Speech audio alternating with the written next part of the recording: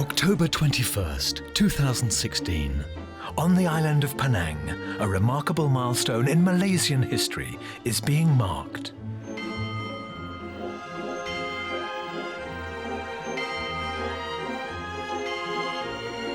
The Malaysian Book of Records recognizes this as the largest ever event of its kind.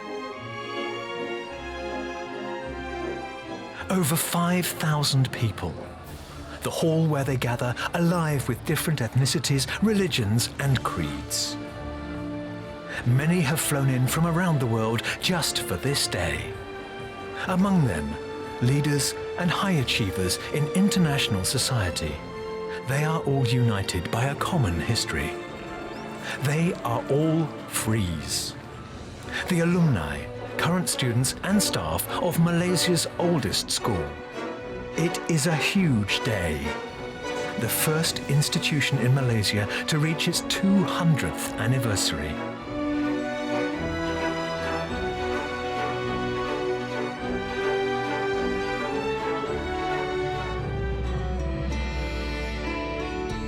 The full significance of Penang Free School's remarkable achievement is belied by the humble gravestone of the man behind it. A man whose vision was so far ahead of his time that it has been adopted by the entire country. One nation, respecting all. It is all the more remarkable because of the improbable, far-off place where the journey to this vision began. A largely unknown seaside backwater on the other side of the world, named Ditisham. But in 2012, a 200-year-old connection between Malaysia and this tiny English village was regenerated. It was just an ordinary day. I received a telephone call from Doreen, and she said to me, "Helen, I've got some people up at Cot Farm. They're Chinese, but I don't think that they come from China, and they want to go to the church." In the village we have one church, and that is St George's Church, and that's the ancient parish church of Ditisham. Well, what happened was the pub in the village rang me up and said there's some people here, and they sort of said they'd been trying to trace the Reverend Hutchings and found that he came from Ditisham.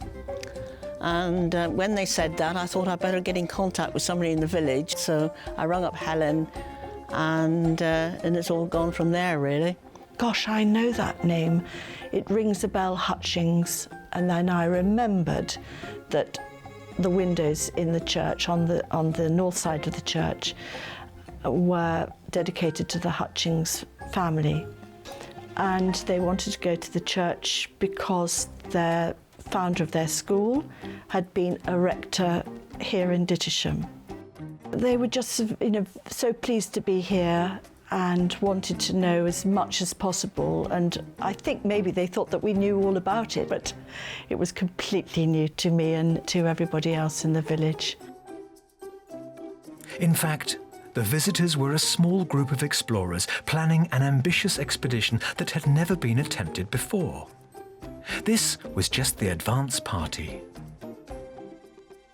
The idea was from my brother Segman and probably a few of the older Frees. I think they were having some thoughts regarding the bicentenary celebrations in 2016. They come up with the idea, why not we go back to the roots of our school, where our founder, Reverend Hutchings, was born there. So the recce trip in 2012 was done to find out whether this so-called project is possible or not. On 18th July 2016, hundreds gathered at Penang Free School to cheer the departure of the full expedition attempting to drive halfway around the world. To trace Robert Hutchings' story back through time to its origins. It was quite a proud day because finally, after all the months of preparation, we can now start to drive. Everybody was in high spirit. But ahead of the 6-vehicle convoy lies a 15,000-kilometre overland odyssey that few have ever attempted. This drive was organized officially, so we set up a Facebook to monitor and update the public on it and our free school people. Modern technology turned the old Freeze expedition into an international affair, being tracked around the world. The 6 cars basically has to reach decision together because certain permits and certain visas were obtained as a group. But the journey would require the convoy to pass through 18 countries, through some of the most remote and rugged regions of the planet. The drive from Shangri-La to the next point, that is driving through the high mountains. There was a heavy storm before the day. There were landslides. We were told we have to wait about 5 hours. Luckily, the Chinese, they were so industrious. Instead of waiting for excavator, they just use spade and clear the landslide. And since most of the cars are 4-wheel drive, we were able to pass through that. Many a times, being a passenger, the navigator, I was only 2 feet from the ravine. That's a deep ravine of 1,000 feet. So the drive through the mountains was quite scary. But the mountain challenges were just the beginning. For almost 70 days, the convoy would push on into some of the remotest reaches of Southeast Asia, into China, across Central Asia, and southern Russia, before finally reaching Europe and crossing the English Channel. And the convoy, when they landed in Dover, we had a dinner in one of the hotels. The spirit was fantastic because the old free from over England, Europe, Malaysia met up in the same place for the same purpose. Something that had to be experienced in order to understand the feeling behind it. But nonetheless, I believe all old frees understand that feeling.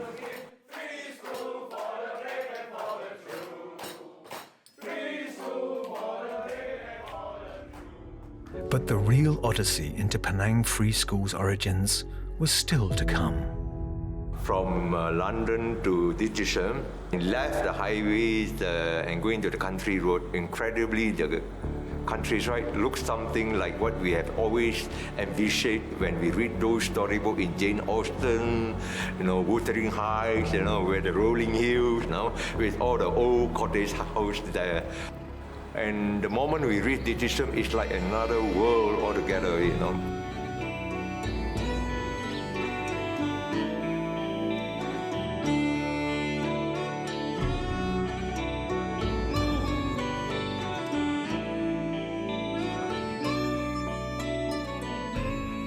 So when we reached the church, of course, everybody says home. They arrived at 12 noon, and so I had a banner on the church, on the Lich Gate, welcoming them, and we had the St. George's flag flying from the top of the tower. And we had a wonderful service and Thanksgiving service for their safe journey arriving here. But the expedition's long journey only amplified the question of how and why a minister of this church in a tiny English village made the original journey 200 years ago. My thoughts on Reverend Hutchings was that we can never compare to the way they travel. I mean, even though they travel slow, but there's so much more perils they have to encounter over the seas, And you talk about scurvy, you talk about food, hygienes. They are the ones that actually are more adventurous than most of us. Yet the man they have journeyed halfway around the world to honor could easily have been remembered as a villain. He journeyed to a new land as a conqueror, an agent of a foreign empire that was reaching its peak. It was an unlikely turning point in his life, but one which would change the life of thousands of children forever.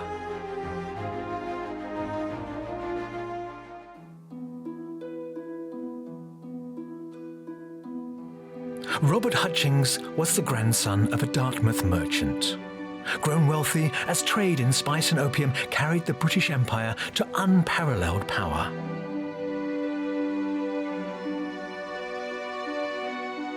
But Robert Hutchings turned his back on his comfortable Devonshire parish and monetary wealth and journeyed instead to a distant outpost of the empire with a vision for a better world.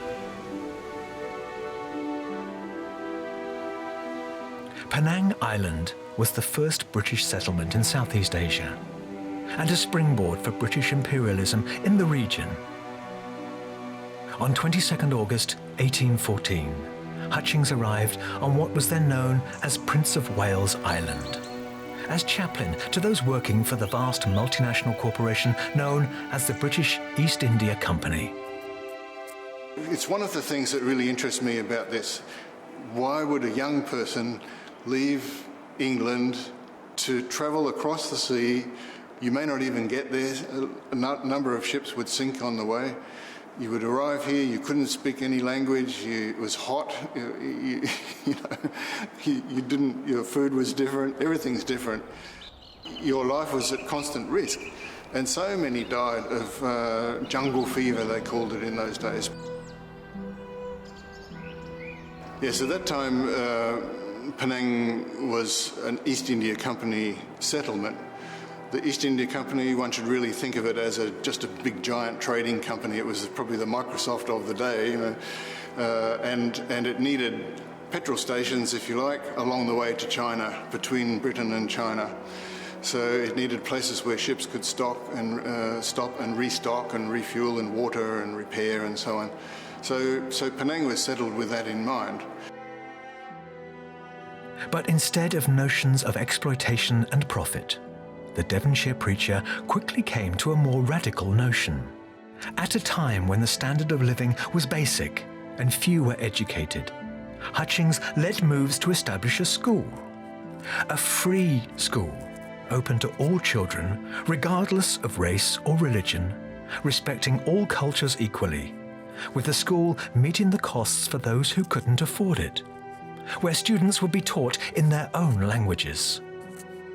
The free school opened in 1816 with 25 boys as students in schoolmaster William Cox's residence in Love Lane in Georgetown, before moving to a purpose-built school in Church Square in 1821. This was just the beginning of Hutchings' dream to open education to all. From the beginning, he planned education for the region's orphans and poor, schools for both boys and girls, and a boarding school as well as day scholars, so that students were given complete care, including education, food, and clothing. The school was quite mixed in ages. It took in being a free school in the sense of taking orphan children, some paying children, some children that were deemed to be, that could be educated and be useful to the community and help their families and so on.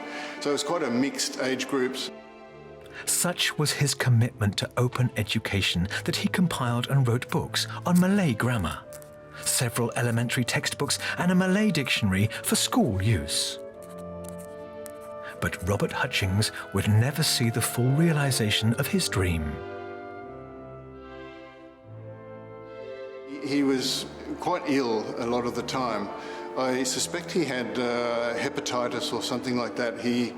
His medical certificates stated that he suffered regularly from a severe pain in the side, which to me points towards a liver complaint.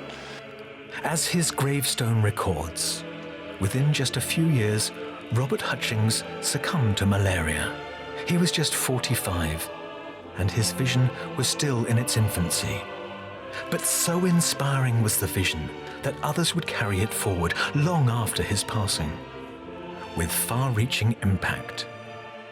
The first headmaster, or schoolmaster we should say, because these were not qualified headmasters, was William Cox. He was followed by David Churcher, and George Porter was the third schoolmaster of the free school.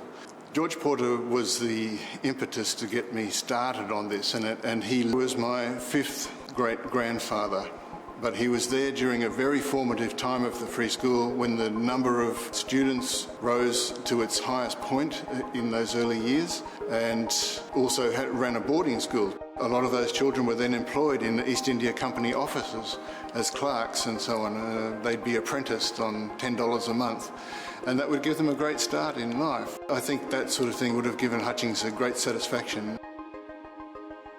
All my information is dug out from the original East India Company records that were kept here in Penang.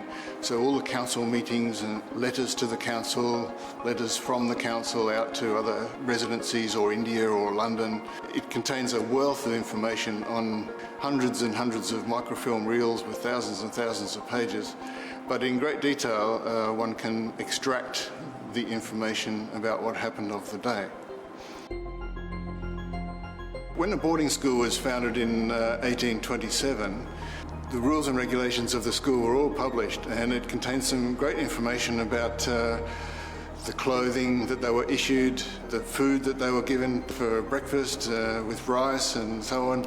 They'd be fed fish curry and vegetables and all sorts of things at dinner time, and then they'd have a supper of a slice of bread and some tea.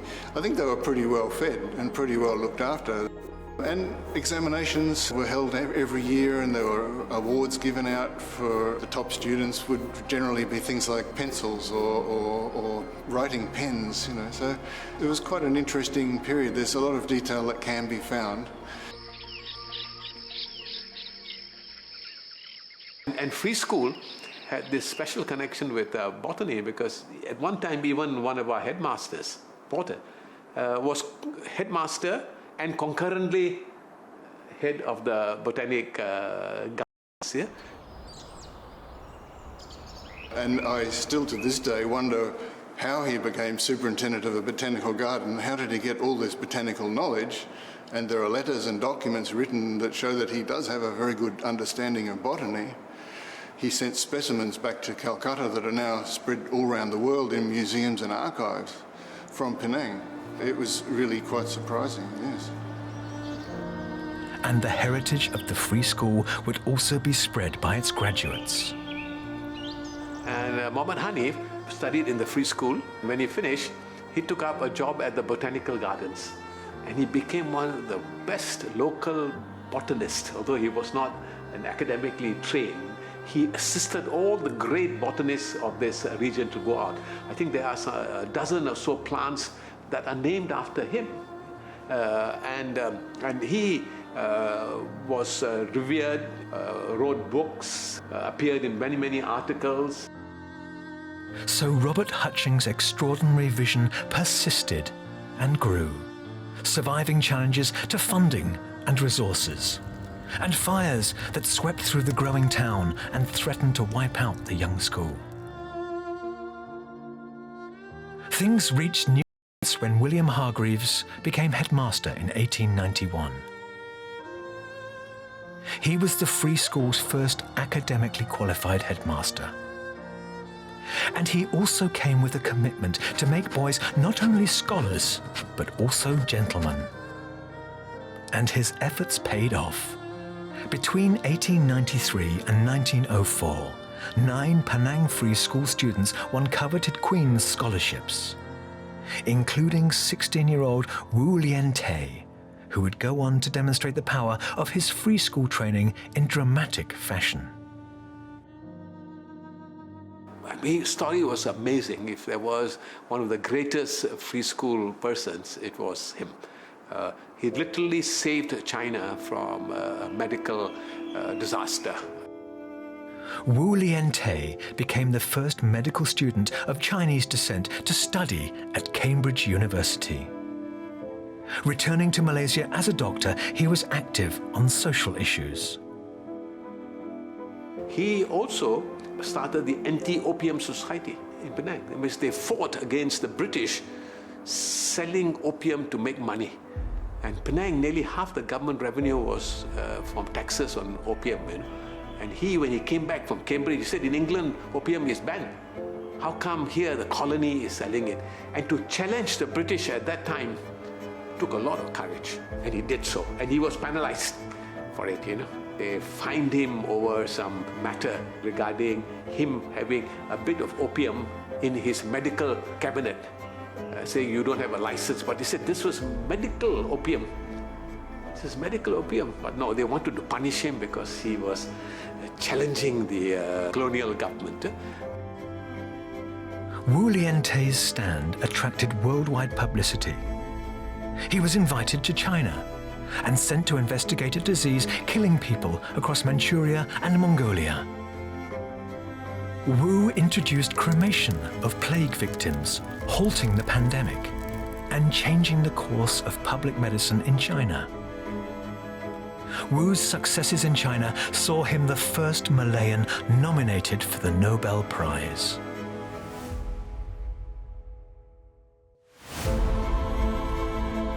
By 1915, Robert Hutchings' inspirational vision was approaching its 100th anniversary. But with war raging in Europe, authorities proposed postponing celebrations. Students demanded publicly for opportunity to honor their school's history. A group of influential old Frees joined their call, and the decision was overturned. 2 days of celebrations ensued despite the shadow of war.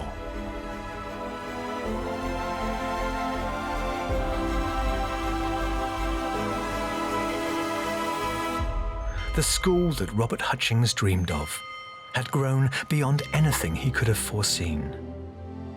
Grown so much that by 1927 it again needed larger premises. An imposing complex in Green Lane with a grand hall that could hold exams for 600 students. Robert Hutchings' vision had been adopted by the entire community. What intrigued me is that if you were to imagine this building was built 100 years ago, it is so majestic, it is so grand, and it sits at a place that is far away from Georgetown, in the middle of our rural area. So if you were to position that such a building was built at that era, it must be for something very important. And we know that importance is education. It's all for the purpose of education. And it is from these buildings that molded the people in the building. To quote the words of Winston Churchill, we shape buildings and the building shape us. When you see such a magnificent building built during its time, you begin to feel how important education was attached to a building. The school was also given a fitting new motto: Fortis atque fidelis, strong and faithful. But unprecedented new challenges lay ahead for the grand pioneer of Malay education that would test the new school motto like never before. In September 1940, the Japanese army invaded Indochina. The Penang government called for volunteers to join auxiliary services to help cope with any attack on the island. Free school teacher and scoutmaster Yeo Siu Kiat volunteered to join the auxiliary fire service and turned to his school's scout troop for help. Tan Boon Lin was 12 years old at the time. One day he told me, "You want to be a fire watcher?" I said, "Why is a fire watcher?" Sounds interesting. I said, "Up there on the roof, up there on the not the roof, but the tower, watching out for fires, telling them people giving." Very interesting. Never realizing how dangerous it was, I said, it took me in, you see. So without telling my parents, he submitted my name, and I became a fire watcher. So when the war came the first day, I was on duty up on the tower. The place was bombed. And God helped me because they didn't bomb the tower, they bombed the building. One bomb killed several free school boys sitting their senior exams and damaged the Hutchings School. So after the bombing took place, I came down, I saw fire, people dead, fire everywhere, the fire engines all exploded. Then the fire chief said, "We cannot stay here anymore." I said, "Fire is coming, vacate." No more school because after that bombing occupation took place, Japanese occupation. I became I started to sell bread seller. We sold bread until there was no wheat to make bread. Then we gave up. After that, I took a job as a salesman in one of the shops in Penang. The Japanese soldiers come and buy things, and slap them all, get going roll up by them. All schools were closed, and the grand precincts of Penang Free School became a Japanese military base, training soldiers in jungle warfare, espionage, propaganda, chemical and explosive warfare. The once illustrious classrooms were converted into soldiers' dormitories. Chairs, tables and desks were scattered or used as firewood by Japanese army cooks employed by the Japanese. So my father was a teacher. He lost his job, couldn't teach anymore because of her schools were closed. So my mother survived by selling her jewelry, by selling her clothes, everything, and by doing gardening in front of the house, planting vegetables. For 3.5 years, it seemed as if Robert Hutchings' visionary ideal would fade into forgotten history. Until one day, when a Japanese soldier came to see me in the shop, he used to buy things from me. He said, "I'm telling you something, you're going to be happy." He said, "The British are coming back." I'm telling you, he actually told me about it. The Japanese fled Penang soon after. But hopes of rebuilding Robert Hutchings' visionary school that had contributed so much to the nation seemed remote. The school was a barren shell.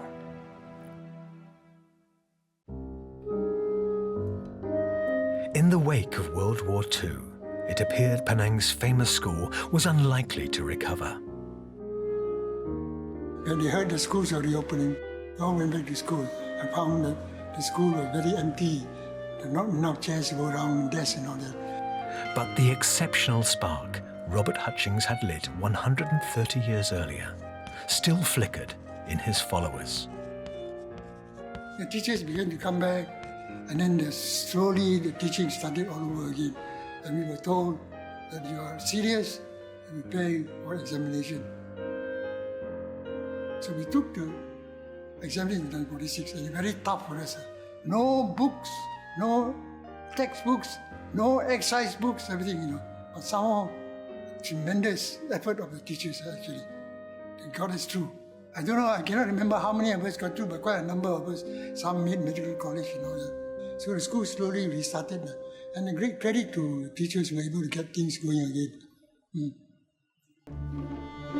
Far from being snuffed out, in the years following World War II, the spirit of Robert Hutchings, the humble parish preacher from Devon, surged to renewed strength in the school he had founded.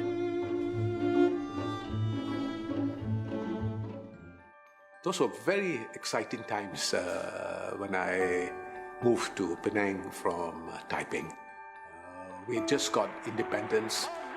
We had celebrated independence in all kinds of different ways. There were fireworks, there were military parades, there were activities of schools, saying that now we have a new flag, we have an anthem. And so it was a period that was so uplifting. I was only worried about one thing, and this is about glasses. In Taiping, my eyesight was getting very bad, and it was impacting on my studies. I bought a pair of spectacles, but I dare not wear them because in Taiping, in the King Edward VII school, it was a very macho school.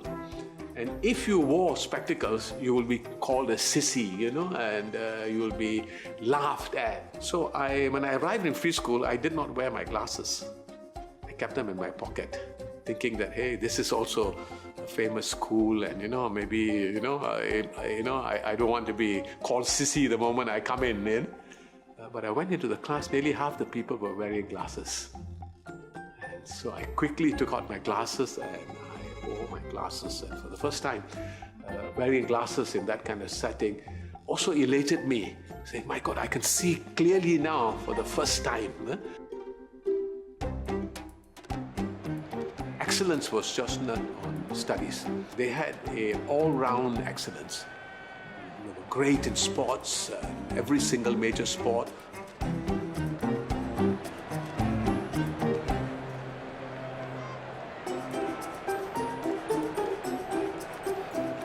already the story of Penang Free School producing the world's best badminton players, was known everywhere. So the school was also a world champion. And this is a school that's a world champion, not a university, not people after that, And so that was also very inspiring that I was going to a school that was so sporty. Yeah?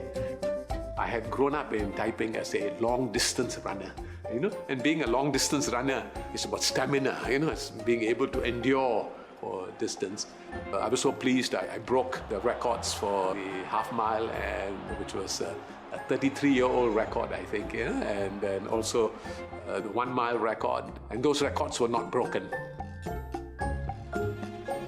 We were never used to rewards, being given. No? We were used to respect and acknowledgement. If you take medals, only the first person would get a medal. And the medal was, at that time, a very simple medal, I made in England, but so precious in a way. And that was enough instead of giving glowing things. The idea was the fact that you showed your excellence. And these were like tokens. And the headmasters and teachers were so inspiring. They were people who encouraged you. When I left school, the headmaster sees every single student and has a conversation with the student. A telling glimpse of the inclusive attitude that endured from Robert Hutchings' original vision is offered by the approach of the school's last British headmaster, J. Ampey Hughes. After my father's passed away, I inherited most of his colour slide collection. And also his old video collections. There's things like him rowing around Penang in a sampan with the boys.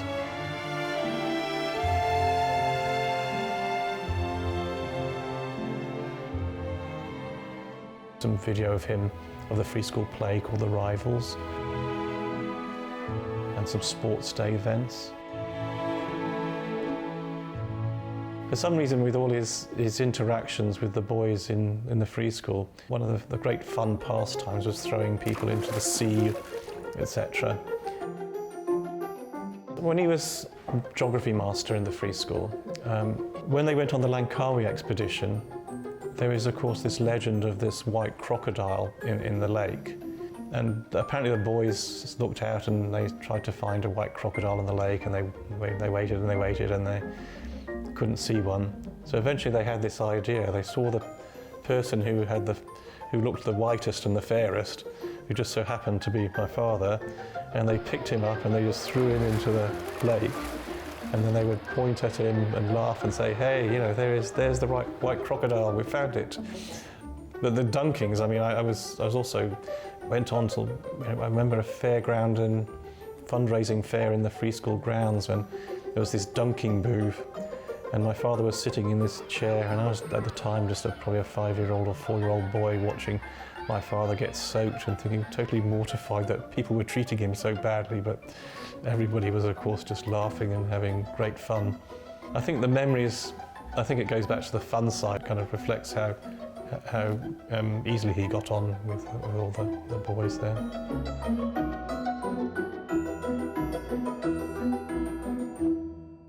One of the things that was so special was that they talked to you like a gentleman would talk to you. Although the British were our colonial masters, they never displayed that kind of authority. They do it by talking, they do it by argument, they inspire you with examples and with words. I will never forget him and his voice, because when I set the record for the Penang State that weekend, the Monday at the first assembly, he said, "Today I want to share with you a moment in my life," he said, "where I've never been so excited. One of our students ran one of the best races I've ever seen in my life." Yeah? And he set the state record for 1,500 meters. He mentioned my name, and the whole assembly was there. So this is a kind of respect also that they give, acknowledgement that they give, that inspires you. He was a remarkable person, the best headmaster that I could imagine. when my wife, and I'm one of those special persons who even married a free school girl, she moved also from Taiping, and the education department had said, there's no place in the Penang Free School for you for sixth form. So she cycled all the way to the school and decided to go and see the headmaster, and it was Mr. Hughes. My father moved to Penang from Taiping. I had finished my lower sixth in King Edward 7th School. So we applied for transfers to Penang Free School. Then during the holidays, after we had moved, my school in Taiping, King Edward, got a letter from the education department in Penang informing them there's no vacancy for me in free school. So this teacher was a friend of my family, so he panicked and called us.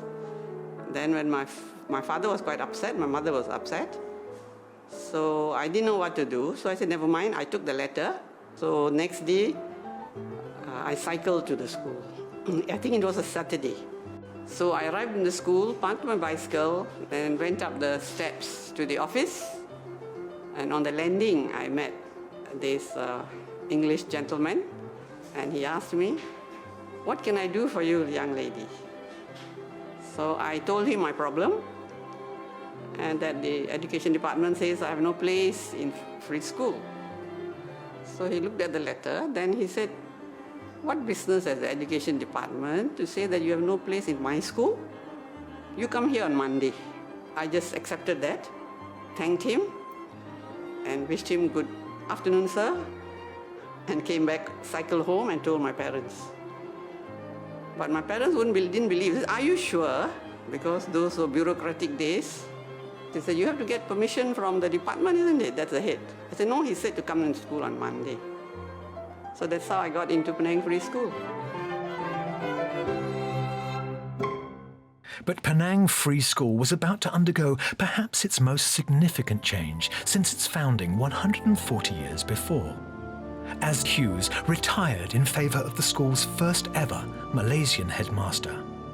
The occasion was acknowledged with typical free school vigour. And what I most vividly remember about it was as a small boy being carried on the shoulders of somebody, I'm not sure who, while along like a red carpet to the plane with a school band playing on either side. It was a very grand experience. So the departure from Penang is a very strong memory.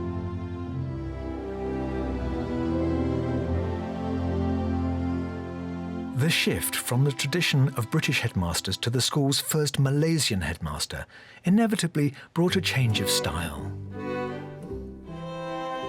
When I first entered Penang Free School, the headmaster was a Malaysian called Tan Boon Lin. During the primary school, we have headmaster too, but they are not so pompous, wearing a coat and tie. They're just like ordinary laymen that you see on the street most of the time. Of course, they're quite well dressed. But Tan Boon Lin impressed upon me like he was wearing a coat and a tie, very British-like, and the way he talked during the school assembly, he gave me the impression that I'm in a colonial school, not in a Malaysian school. Very pompous type of presentation he gave to the school assembly. That's an Englishman, full suit for the assembly. Only for the assembly. No other days, no. Not other days, only for the assembly. The assembly, because to give it the significance, give him the status, give him the importance, that it starts the whole week. If you ask the boys during my time, they remember my footsteps.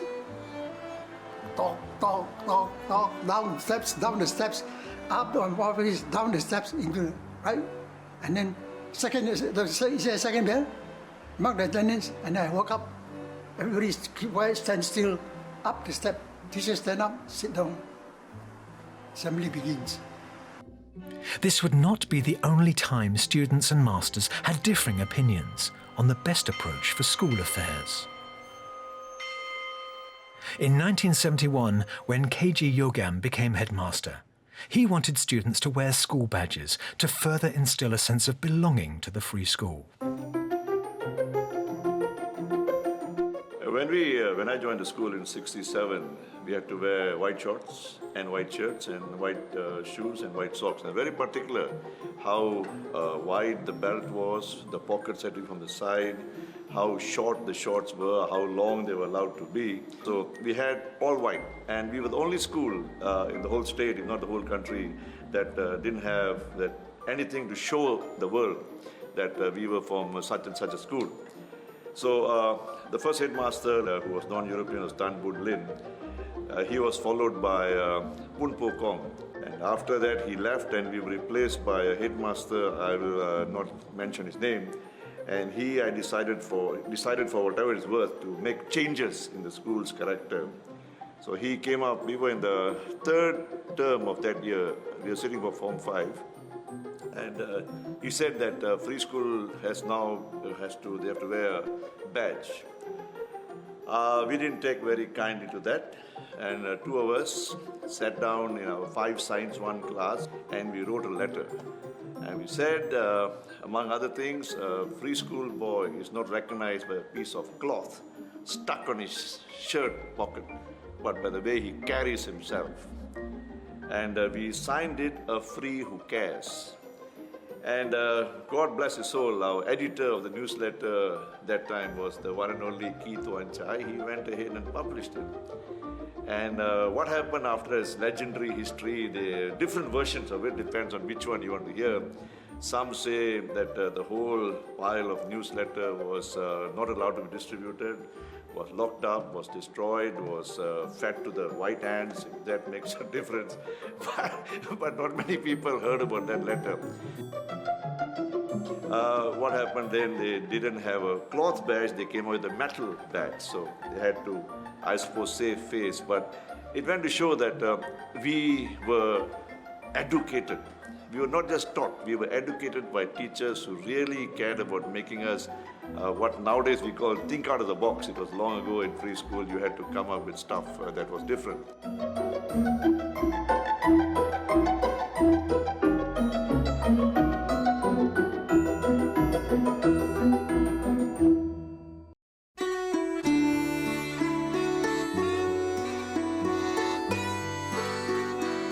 The ideals that a 19th century Devonshire preacher embedded in his radical vision for a new type of school have become now an unshakable tradition that extends well beyond Robert Hutchings' visionary schoolyard.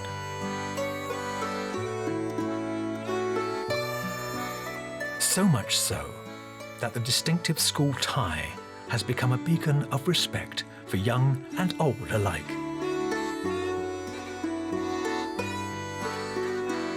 This is a unique time, and it's been the same for I don't know how long. And there have been many cases when people see me wearing this tie, walk up to me and say, "Which year were you in?" That's it. They don't have to ask you which school you went from, but which year you were in. The pride in the tie can be seen like at an important occasion like being sworn in as the first opposition Chief Minister of Penang. Legend has it that Dr. Lim Chong Yu, as he then was, wore the school tie. And you'll find judges. We have a High Court judge in Penang who is from Penang Free School. He goes to official functions wearing the school tie. You'll see corporate leaders in KL when they stand for the official photographs, they will be wearing the school tie. And for me, I joined the school in '67. 50 years on, last year in 2017, my little girl, she joined Penang Free School. And within 1 week of joining Penang Free School last year, she said, "Papaji," that's how she calls me, she said, "Papa, your school got character." I felt a sense of belonging even before interacting with anybody. Just walking through the main gate, you just felt like, okay, I belong here. I'm supposed to be here. Honestly, I have more male friends in this school because it's a male-dominated school, and they're all very nice actually. I can say this, in free school, the boys here, especially my Form 6 friends, I think they're one of the best gentlemen I've met by far. And this place, free school, has been like my second home. If not at home, I'd rather be here. So the ties that bind. So this tie now means so much to her. Today, the enduring identification with the school is reinforced by a vigorous club of former students, known as the Old Frieze Association, that further reinforces the passing on of traditions. With this Old Frieze Association, we maintain very strong ties with the school. We give guidance to the younger generation, for example, the Putra lecture, and they tell stories about their time in school, and they tell stories about their career, and they inspire the current generation, the present generation, to actually try to achieve those heights that the Old Frieze has achieved.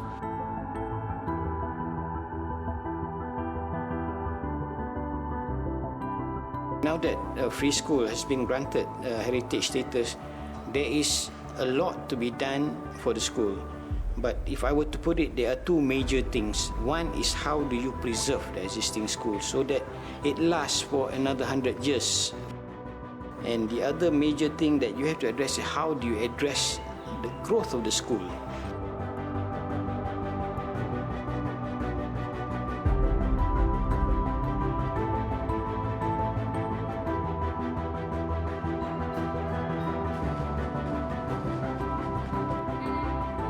Free School has gone through many changes since its early days.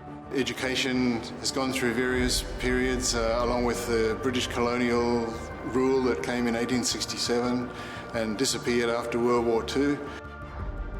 Not to mention the Japanese occupation era, of course, interrupting education. And then, of course, since Merdeka, a lot of changes in the education system and perhaps the policies and principles of education and the running of the school has gone through lots of changes. For good or bad, it's hard to say. I mean, things have to change with the time, but there's certainly a very, very strong sense of belonging with all the old Frieze, which is really nice to see, including going to visit Reverend Hutchings' grave every year on the anniversary of his death. So that sort of thing is a nice tradition to carry on, and it's great to see that sort of thing still going on despite all the changes over the many years. 2 centuries on, seldom has one school produced so many leaders, or a nation owed so much to the vision of one man. Not only has Hutchings' vision come to reality, his ideal of one community respecting all has been adopted by the entire nation.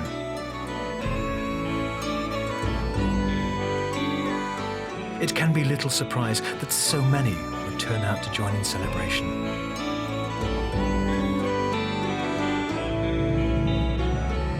After all this organizing of this drive and participating in it, though initially the challenging part is how to overcome all these difficulties, at the end of the journey when we arrive at decision and finding the timeless situation of this village, I believe decision should become and will become a pilgrimage for free school guys and boys in time to come. These should all make a journey to discover the root, our roots.